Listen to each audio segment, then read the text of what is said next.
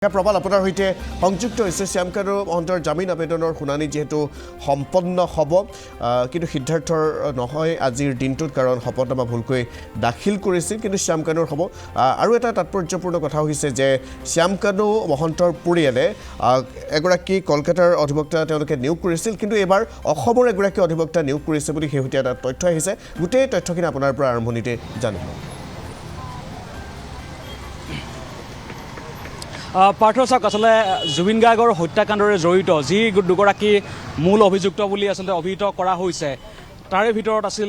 সিদ্ধাৰ্থ শৰ্মা আৰু শ্যামকানু মহন্ত এই সিদ্ধাৰ্থ শৰ্মা আৰু শ্যামকানু মহন্তই পূৰ্বতে তেওঁলোকে জামিন আবেদন কৰিছিল তেওঁলোকক জামিন পূৰ্বতে তেওঁলোকে বিচাৰিছিল কিন্তু পৰৱৰ্তী পৰ্যায়ত তেওঁলোকে নিজেই আচলতে সেই তেওঁলোকৰ জামিন আবেদন তেওঁলোকে বাতিল কৰিছিল বা তেওঁলোকে কেঞ্চেল কৰিছিল যে তেওঁলোকৰ জামিন নালাগে বুলি তেওঁলোকে পুনৰ আদালতত তেওঁলোকে সেই কথাখিনি কৈছিল যে তেওঁলোকক জামিন নালাগে তেওঁলোকে যদিও বিচাৰিছিল পৰৱৰ্তী পৰ্যায়ত তেওঁলোকে উল্লেখ কৰিলে যে তেওঁলোকক জামিন নালাগে কিন্তু এতিয়া পুনৰ তেওঁলোকে আকৌ জামিন বিচাৰিছে জামিন তেওঁলোকে আবেদন কৰিছে আৰু জামিন আবেদনৰ তেওঁলোকে আজি জামিন আবেদনৰ শুনানি আছে সিদ্ধাৰ্থ শৰ্মা আৰু যিগৰাকী শ্যামকানু মহন্ত দুয়োগৰাকীৰ জামিন আবেদনৰ শুনানি আছিলে কিন্তু শ্যামকানু মহন্তৰহে জামিন আবেদনৰ শুনানি হ'ব আজি কিন্তু সিদ্ধাৰ্থ শৰ্মা নহয় কাৰণ সিদ্ধাৰ্থ শৰ্মাৰ যিখন শপতনামা আছিল সেই শপতনামাখন তেওঁ যিগৰাকী অধিবক্তা আছে বা তেওঁ যিসকল অধিবক্তা নিয়োগ কৰিছিলে সেই অধিবক্তাসকলে তেওঁ শপতনামা তাত কিছু তথ্য বা কিছু শপতনামা ভুলকৈ তেওঁলোকে উল্লেখ কৰিছিল আৰু সেই ভুলকৈ উল্লেখ কৰাৰ বাবে তেওঁলোকে সিদ্ধাৰ্থ শৰ্মাৰ আচলতে জামিনৰ আজি শুনানি নহয় আৰু পৰৱৰ্তী কালি দিনৰ ভাগত তেওঁক আচলতে সিদ্ধাৰ্থ শৰ্মা অধিবক্তাক পুনৰ আচলতে সেই শপতনামাখন শুদ্ধকৈ দাখিল কৰিবলৈ নিৰ্দেশ দিয়া হৈছে তেওঁ হয়তো কাইলৈ শুদ্ধকৈ সেই শপতনামা দাখিল কৰিব আৰু দাখিল কৰাৰ পিছত কালি দিনতে হওক বা পৰহি দিনটোলৈকে হয়তো তেওঁ সিদ্ধাৰ্থ শৰ্মাৰ জামিন আবেদনৰ শুনানি হ'ব আজি দিনৰ ভাগত শ্যামকানু মহন্তৰ জামিন আবেদনৰ শুনানি হ'ব বা ইতিমধ্যে চলি আছে ভিতৰৰ ভাগত আৰু সিদ্ধাৰ্থ শৰ্মা আৰু শ্যামকানু মহন্ত এই দুগৰাকীক এতিয়া জামিন লগা হৈছে আৰু তেওঁলোকৰ যিহেতু জামিন আবেদনৰ শ্যামকানু মহন্তৰ জামিন আবেদনৰ শুনানি চলি আছে কিন্তু জামিন পাব নে নাপায় বা জামিন তেওঁলোকৰ বাতিল হ'ব নে জামিন লাভ কৰিব সেই কথাখিনি পৰৱৰ্তী পৰ্যায়ত গম পোৱা যাব কিন্তু এটা কথা উল্লেখ কৰিব লাগিব যদি শ্যামকানু মহন্তই জামিন পায় এই যিগৰাকীয়ে অসমৰ যিগৰাকী আচলতে প্ৰাণৰ শিল্পীগৰাকীৰ হত্যাকাণ্ডৰে জড়িত মূল অভিযুক্ত শ্যামকানু মহন্তই যদি জামিন লাভ কৰে তেনে ক্ষেত্ৰত কিন্তু সকলোৱে আচলতে কোনেও বিচৰা নাই যে জামিন লাভ কৰক শ্যামকানু মহন্ত সিদ্ধাৰ্থ শৰ্মা হওক বা বাকী যিকেইগৰাকী অভিযুক্ত আছে সেই অভিযুক্তসকলে অতি সোনকালে জামিন লাভ কৰক সেই কথাটো কিন্তু কোনেও বিচৰা নাই কিন্তু তেওঁলোকে জামিন তেওঁলোকে বিচাৰিছে আৰু আদালতত দুই পক্ষৰ হৈ চৰকাৰী অধিবক্তাই হওক বা তেওঁলোকৰ নিজাববীয়া অধিবক্তাই হওক তেওঁলোকৰ দুই অধিবক্তাৰ মাজত তেওঁলোকে যুক্তি প্ৰদৰ্শন কৰিব কিন্তু পৰৱৰ্তী পৰ্যায়ত গম পোৱা যাব তেওঁলোকে জামিন লাভ কৰে নে নকৰে যদি চৰকাৰী অধিবক্তাই তেওঁলোকৰ যুক্তি যদি জামিন কিয় লাভ কৰিব নালাগে সেই সন্দৰ্ভত যদি তেওঁলোকে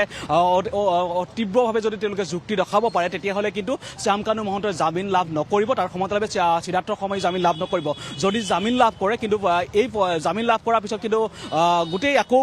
পৰিস্থিতিটো হয়তো পৰৱৰ্তী পৰ্যায়ত কেনেধৰণৰ কি হয় সেই কথাখিনি পৰৱৰ্তী পৰ্যায়ত গম পোৱা যাব কিন্তু অসমৰ ৰাইজে এই কেইগৰাকী মূল অভিযুক্ত জুবিন গাৰ্গৰ হত্যাকাণ্ডৰে জড়িত মূল অভিযুক্ত কেইগৰাকীৰ জামিন পোৱাটো কোনো কাৰণত নিবিচাৰে আৰু সেয়েহে চৰকাৰী অধিবক্তাক তেওঁলোকে সকলোৱে আহ্বান জনাইছে যে তেওঁলোকে অধিক তীব্ৰভাৱে তেওঁলোকৰ যিসমূহ উপস্থাপন তেওঁলোকৰ যুক্তি অধিক তথ্যভাৱে অশুদ্ধভাৱে তেওঁলোকে যুক্তিসমূহ উপস্থাপন কৰক সেই কথাখিনি তেওঁলোকে সকলোৱে আহ্বান জনাব আৰু ইতিমধ্যে জনাইছে আৰু এটা কথা উল্লেখ কৰিব লাগিব পূৰ্বতে শ্যামকানু মহন্তৰ যিগৰাকী অধিবক্তা আছিল সেই অধিবক্তাগৰাকী ৰাজদীপ বেনাৰ্জী কলকাতাৰ এগৰাকী অধিবক্তা আছিল তেওঁ উচ্চতম ন্যায়ালয়ৰ এগৰাকী অধিবক্তা সেই উচ্চতম ন্যায়ালয়ৰ অধিবক্তাগৰাকীক নিয়োগ কৰা হৈছিল পূৰ্বতে নিয়োগ কৰা হৈছিল সেই অধিবক্তাগৰাকীয়ে আমি দেখিছিলোঁ পূৰ্বতে তেওঁ আচলতে শ্যামকানু মহন্তৰ হৈ সকলোখিনি যুক্তি দৰ্শাইছিল আদালতত তেওঁ ক'ত কেনেদৰে শ্যামকানু মহন্তই তেওঁ কোনো ভুল নাই বা তেওঁ কোনো নিৰ্দোষী শ্যামকানু মহন্ত এগৰাকী সাহিত্যিক তেওঁ এখন ভাল ঘৰৰ লোক তেনে ক্ষেত্ৰত তেওঁ কোনো কাৰণত তেওঁ আচলতে অপৰাধ কৰিব নোৱাৰে তেওঁ জুবিন গাৰ্গক কোনো কাৰণত হত্যা কৰিব নোৱাৰে তেনেধৰণৰ কিছু তেওঁ যুক্তি ৰখাইছিল সেইগৰাকী ৰাজদীপ বেনাৰ্জী নামৰ যিগৰাকী কলকাতাৰ অধিবক্তা আছিল সেই অধিবক্তাগৰাকীয়ে তেনেধৰণৰ কিছু যুক্তি তেওঁ দৰ্শাইছিল কিন্তু পৰৱৰ্তী পৰ্যায়ত আজি এটা কথা উল্লেখ কৰিব লাগিব এটা কথা গম পোৱা গৈছে যে এগৰাকী সেই ৰাজদীপ বেনাৰ্জীক আঁতৰাই আন এগৰাকী অধিবক্তা গুৱাহাটীৰ এগৰাকী অধিবক্তা প্ৰাণ বৰা নামৰ এগৰাকী অধিবক্তাক নিয়োগ কৰিছে সিদ্ধাৰ্থ শৰ্মাই আৰু প্ৰাণ বৰাই বৰ্তমান সেই সিদ্ধাৰ্থ শৰ্মাৰ হৈ তেওঁ আচলতে যুক্তি দৰ্শাই আছে তেওঁ জামিন কিয় পাব লাগে সিদ্ধাৰ্থ শৰ্মা শ্যামকানু মহন্তক কিয় জামিন দিব লাগে সেই সন্দৰ্ভত ইতিমধ্যে যুক্তি দৰ্শাই আছে কিন্তু পৰৱৰ্তী পৰ্যায়ত বা বিয়লি ভাগলৈকে গম পোৱা যাব শ্যামকানু মহন্তৰ জামিন লাভ কৰে নে নকৰে বা তেওঁ জামিন আবেদনৰ নাকচ হয় নে তেওঁ জামিন লাভ কৰে সেই কথাখিনি বিয়লি ভাগলৈকে গম পোৱা যাব কিন্তু তেওঁলোকে জামিন পোৱাটো কোনেও বিচৰা নাই তাৰ পৰিৱৰ্তে সিদ্ধাৰ্থ শৰ্মাৰো কালি নহ'লে পৰহি দিনৰ ভাগত তেওঁ জামিন আবেদনৰ শুনানি হ'ব কিয়নো তেওঁ শপতনামা কিছু ভুলকৈ দিয়াৰ কথা উল্লেখ কৰিছে মহামান্য আদালতে আৰু সেই সন্দৰ্ভতে তেওঁ যিহেতু শপতনামা যদি কালিৰ দিনৰ ভাগত শুদ্ধকৈ তেওঁ আচলতে দাখিল কৰে তেন্তে তাৰ পিছতেই সিদ্ধাৰ্থ শৰ্মাৰো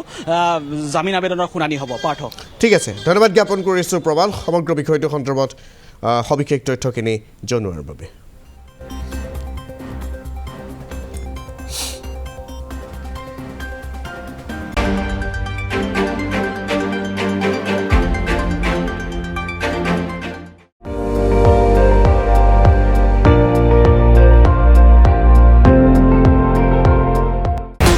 আপুনি চাই আছে ND24